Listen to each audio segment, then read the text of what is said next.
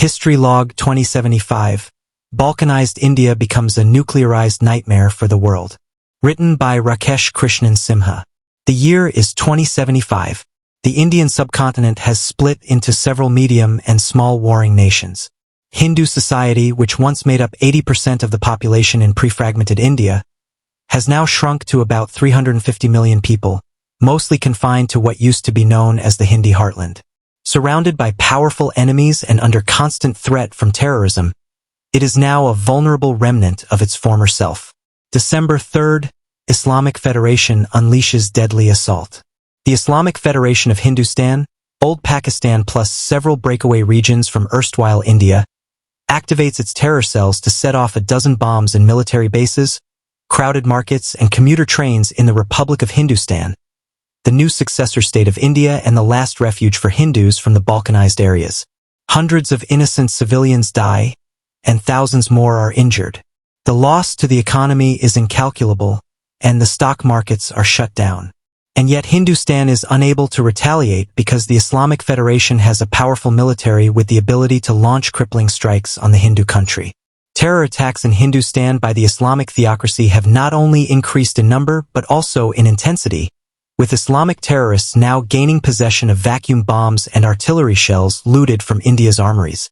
The Islamic Federation is not in a happy state either, as numerous terror groups loyal to ethnic warlords are trying to carve out their own fiefdoms.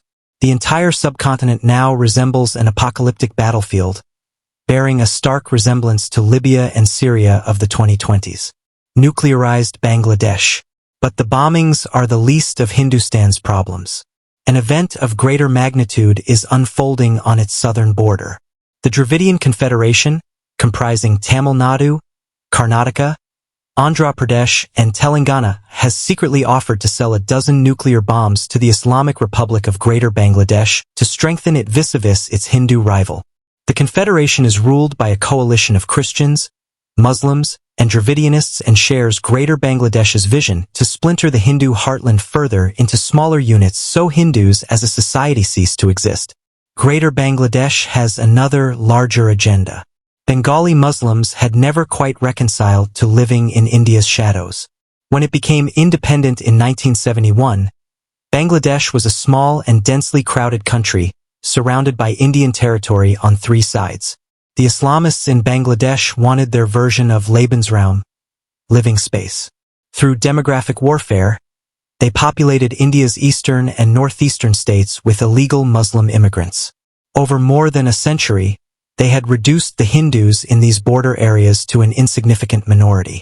All this happened while the liberals in India deluded people into believing that demographic jihad was a myth created by Hindu nationalists. Demography is destiny. By the latter half of the 21st century, much of eastern India had become irreversibly Muslim, and it was easy for Bangladesh to annex large swaths of formerly Hindu territories. The Islamic Republic of Greater Bangladesh, which originally included Bangladesh plus the annexed states of Assam and Tripura, has now been bolstered by the merger of West Bengal, Bihar, and Odisha. But jihad never ends. The Bengali Muslims are not satisfied with having increased the size of their country fivefold. They want more territory from the Republic of Hindustan to create a Muslim corridor from Myanmar up to Kabul. This corridor has been the dream of every Islamist in the subcontinent since the early 1930s when Chaudhry Rahmat Ali envisioned India's balkanization into numerous countries. The cunning Islamists knew that these non-contiguous entities would one day grow amoeba-like and culminate in Ghazwa-i-Hind, the conquest of Hindustan as per the wishes of their prophet, Muhammad. For centuries, Ghazwa-i-Hind has been a fantasy of Muslims in the subcontinent. Many geopolitical experts have dismissed the concept as unworkable, but the Muslims of the subcontinent have never quite given up hope of it happening. Against this backdrop, the Islamists in Dhaka have been wanting to acquire nuclear capability. In the 2020s, Bangladesh sought protection under a Pakistani nuclear umbrella, but Islamabad lacked the military power to provide a security guarantee. In later decades, Dhaka offered to purchase a dozen or so nukes off the shelf, but Pakistan, a client state of China, couldn't go through the deal without Beijing's backing. Today, Greater Bangladesh has finally found a willing seller in the Dravidian Confederation, which inherited a substantial portion of India's nuclear arsenal, including its intercontinental ballistic missiles. The Confederation's diehard anti-Hindu leaders short-sightedly believe that if they feed the jihadi alligators, the alligators will spare them. Standoff at sea. Ever since India's Balkanization, American intelligence agencies have been working overtime to tap into the communications networks of the breakaway countries to avert precisely this sort of situation. NSA spooks had decoded an agreement between Greater Bangladesh and the Dravidian Confederation. They established that the transfer of nuclear warheads by the breakaway southern nation to Dhaka would happen at sea.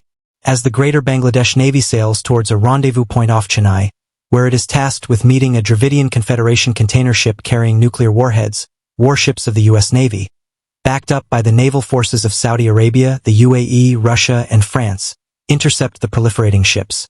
The Bangladeshis sent an SOS to China's PLA Navy, which dispatched a large flotilla from its naval base in the Andaman and Nicobar Islands, which China had seized from India in 2075. As the Chinese warships, including a nuclear-powered aircraft carrier with 65 aircraft on board, steam in to support their ally, there is a dangerous standoff at sea. Meanwhile, the skipper of the Dravidian Confederation ship panics and orders his men to dump their nuclear cargo into the sea. Angered at their loss and bolstered by the Chinese flotilla, the Bangladeshi Navy fires a volley in the direction of the Americans. The U.S. Navy's response is quick and deadly, sinking several Bangladeshi warships. Seeing its ally getting a thrashing, China orders its submarines to surface and block the American warships. Seizing the opportunity, the Dravidian vessel quietly sails back towards its home base. With at least a dozen nuclear warheads lying in the shallow waters, the world is forced to impose a cordon sanitaire in the area, severely impacting key sea lanes. Balkanized mayhem. The concept of Balkanization, a term derived from the fragmentation of the Balkan Peninsula into smaller, ethnically homogeneous states, serves as a poignant analogy when discussing geopolitical shifts in large, diverse countries such as India. In 2075, people live in a world where geopolitical stability is precariously balanced. India's Balkanization has created 3 unstable nuclear-armed countries. A fourth one, Greater Bangladesh, is prepared to move mountains to get its own nukes. Each of these nations is vying for supremacy in the subcontinent and seeking to influence events beyond its borders. Competing ideologies fuel this incendiary mix, with other major powers taking the opportunity to fish in troubled waters. The Islamic Federation of Hindustan boasts one of the largest military forces in the world, with a nuclear arsenal estimated at 400 warheads. The Dravidian Confederation inherited virtually all the naval bases in peninsular India with the unexpected bonus of around 100 nuclear warheads stored in warships. India's Strategic Forces Command had placed more than 24 nuclear-armed ballistic missiles in hardened silos in the south, and these weapons proved to be a windfall for the Confederation. The Republic of Hindustan, the new successor state, inherited some of India's military assets and strategic weapons, including around 250 nuclear warheads. The nuclear genie. The prospect of India's nuclear arsenal falling into the hands of an Islamist theocracy, particularly one with extremist tendencies, had been wargamed numerous times by multiple think tanks due to the profound concerns and implications for global security. However, the reality has proven more alarming than anyone could have imagined.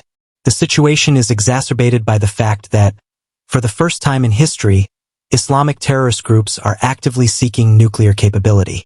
Some intelligence agencies say Al-Qaeda has struck a deal with the Dravidian Confederation and is on the verge of acquiring half a dozen nukes.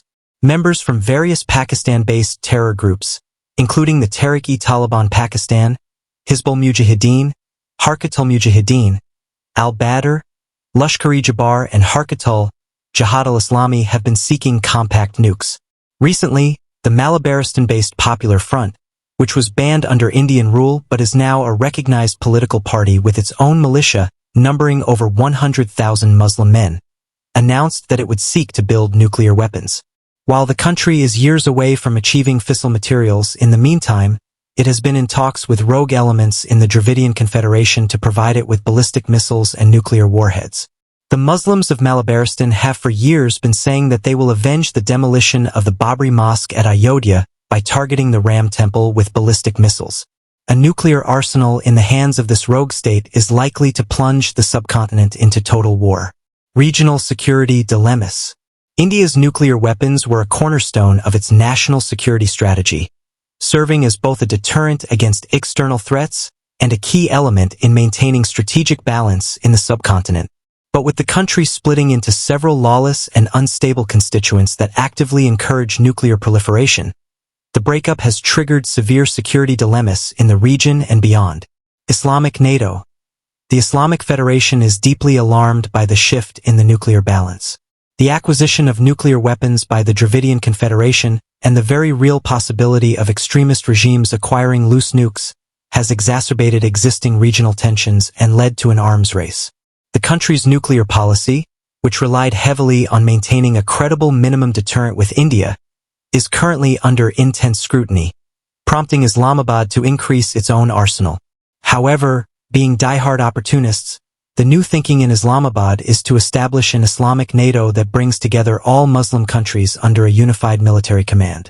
Islamabad sees this as an opportunity to enhance its influence globally. Although it has few takers in the Arab world, the plan has some appeal among radicalized Muslims around the world. If such a new caliphate were created, it could lead to intensified regional competition and potentially more conflicts. China's strategic calculations. China, a major player in the region, has also reevaluated its strategic posture. Beijing's approach to India's nuclear capabilities was already cautious, given the potential for conflict over issues like the border dispute in Arunachal Pradesh and Ladakh. The rise of new radical Islamic regimes in the region has complicated China's security calculus, leading to increased investments in its own military capabilities. The change in the political landscape has shifted China's strategies in the region, impacting projects like the Belt and Road Initiative.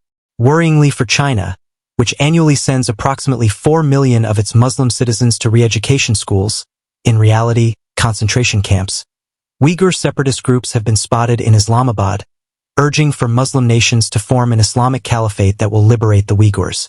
Collapse of India's diplomacy.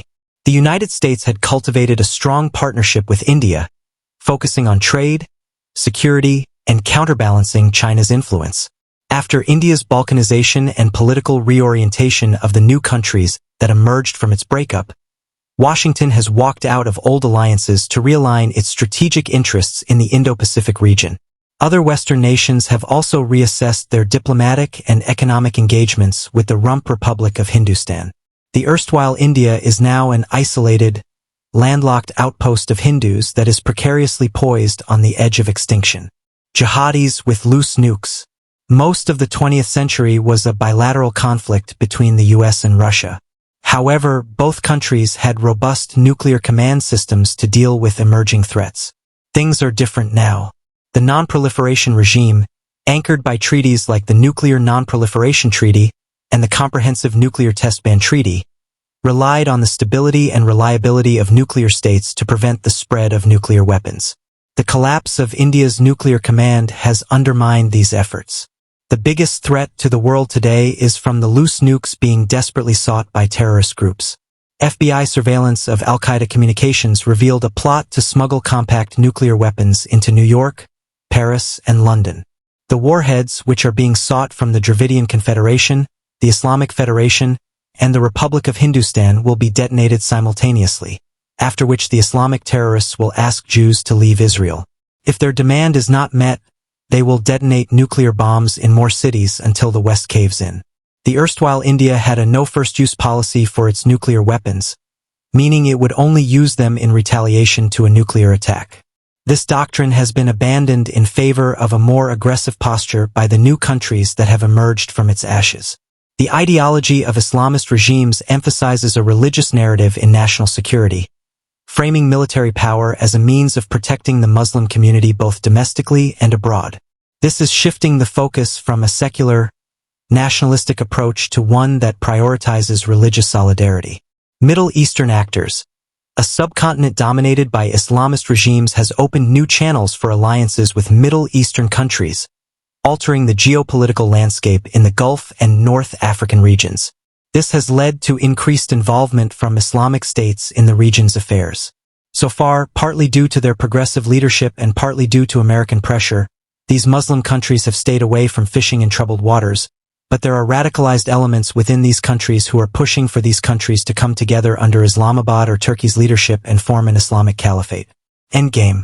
The transfer of substantial nuclear arsenals to Islamist regimes with radical ideologies has already created significant geopolitical challenges. This led to the destabilization of the subcontinent, sparked regional conflicts, and had profound consequences for global security. The breakdown of non-proliferation efforts and the weakening of international diplomacy became clear as extremist factions gained access to nuclear weapons, shifting the global balance in unpredictable and dangerous ways. The newly formed countries in the subcontinent are driven not by rational governance or ancient principles of statecraft, but by a singular focus on erasing the region's Hindu identity and establishing a unified Islamic ummah with aspirations for global dominance. In this volatile environment, the future of the subcontinent is uncertain.